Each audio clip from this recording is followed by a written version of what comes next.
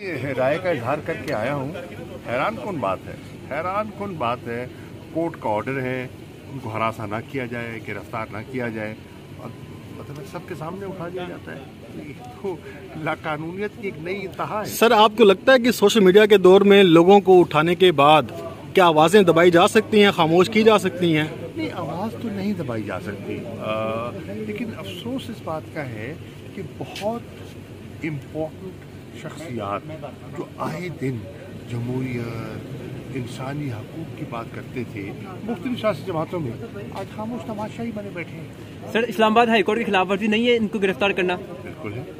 क्या कहना चाहेंगे आप? बिल्कुल है। क्या ये सर मरियम की ख्वाहिश पर हो रहा है? हाँ जी, मरियम साहिबा की ख्वाहिश पर ऐसा हो रहा है? मुझे मालूम नहीं कि वजूहात क्या है, किस वजह से उनको उठाया है। ये तो अभी हम अंदाज़ा लगा रहे हैं ना। कहा गया कि रमना थाना लेके गए, वहाँ जब आप लोग वहाँ पे भी नहीं है, नहीं है, वही तो मैं कह रहा हूँ ना कि नहीं है। तो ये हैरान कुन चीज़ है।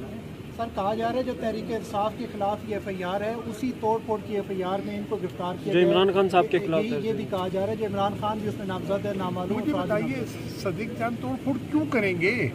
उनको क्या जरूरत है तोड़ फोड़ करने की? ये भोंडे तरीके हैं। ये इन तरीक़ों से क्या कर रहे हैं या सिवाय अपनी हुकूमत को बदनाम करने के और क्या कर रहे हैं? बहुत शुक्रिया सर। शुक्रिया सर, शुक्रिया। सुप्रीम कोर्ट के मंसूर अली शाह साहब जस्टिस एक ऑर्डर पास किया उनकी बेंच, और उस ऑर्डर के अंदर उन्होंने बड़ा क्लियर बता दिया कि जी बरियत की जो दरखास्तें हैं वो कब कब लगेंगी। उसमें से एक वजह उन्होंने बताई कि जी जब कोई क्राइम ही ना हुआ हो तो बरी कर दें ताकि अदालतों पे बोझ ना रहे, वो केसेस चलते ना रहे। सुप्रीम कोर्ट ये मिसालें कब बनाएगा ऐसे लोगों के खिलाफ जो इस तरह की एफआईआर काट रहे हैं, वैसे ऑफिसर्स, और ऐसे लोग जो इस तरह के केसेस को जजेस चला रहे हैं।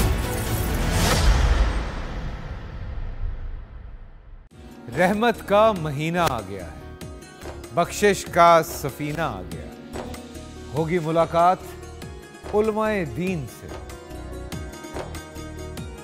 जो देंगे इत्तेहादे बैनुल मसालिकीन का दर्स, जिक्र होगा अंबियाए कराम का। रमज़ान की स्पेशल ट्रांसमिशन रमज़ान में।